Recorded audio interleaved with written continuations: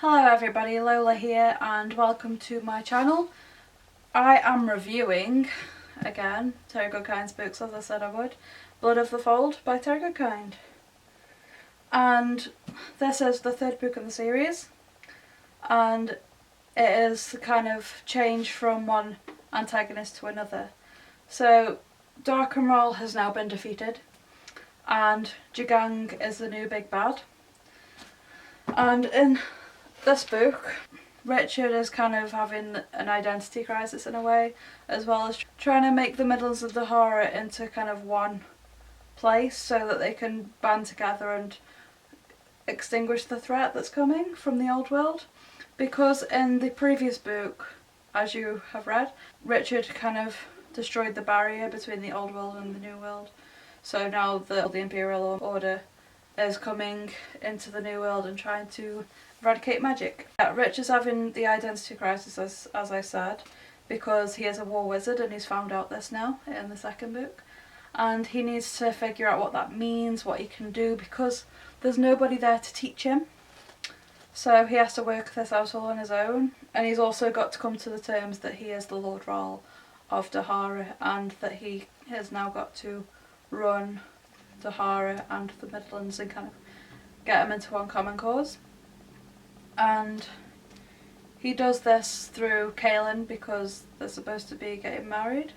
So through this he wants an alliance between the two places and them to join and eradicate the threat. So this book is basically about Richard needing to stop an invasion. The other antagonist in this book is called Tobias Brogan, and he kind of runs certain parts of the army, and yeah, he can't stand magic whatsoever.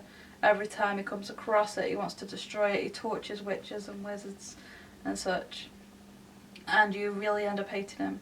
And the weird thing is about him is that his sister has magic and she is around, and he's basically trying to hold her back and making her help him until she's kind of the last ones left so that he can kill her too. So he kind of tries not to have any feelings towards his sister, but he uses her basically to use magic to eradicate magic in a way. The Sisters of the Dark are very important in this book and very prominent, as you might have guessed from the last book, from the Stone of Tears. It even starts up with the Sisters of the Dark present.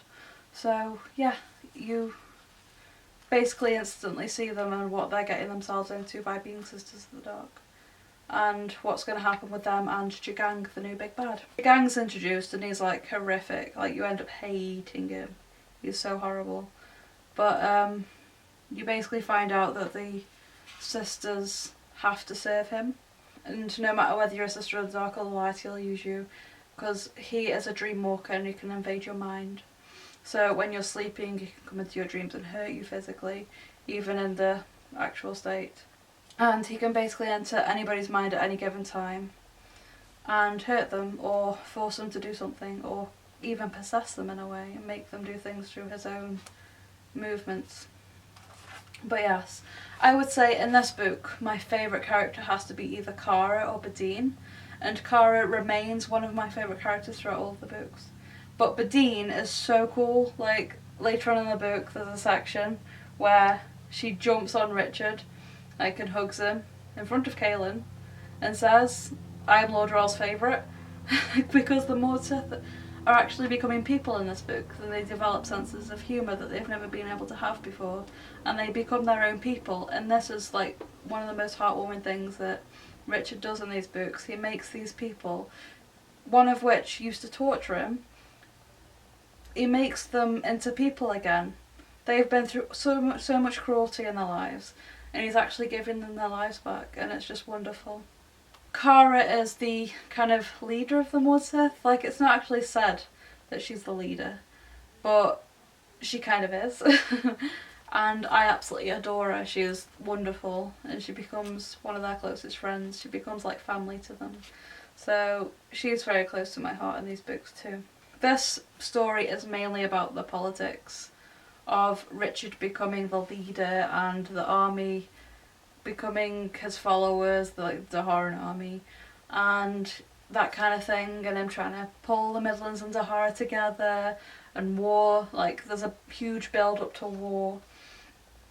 And it's just so gripping if you like fantasy war, because fantasy always has war, like nearly always has war in some way. So if you like fantasy, you're gonna like it, this bit especially, because war is happening now, and yes, this book is just like a huge build up to that, and I absolutely love it. So yes, I would really recommend, if you've read the other two, that you pick this one up too, and just carry on with the whole series, because it's the most fantastic thing. And once you've read this one, you really want to know what happens with your gang, and like this whole war thing goes all the way up to book 11, which is The Confessor. So once you do read this one, you do have to read the others to find out what happens in the end. So yeah, I really recommend you start reading Terry Goodkind's books, and if you've read the first two, to pick up this one. So yes, thank you very much for watching my video. I hope you subscribe to my channel, hit that thumbs up and comment below, because I'd love to speak to you all. And I will see you in my next video. Bye!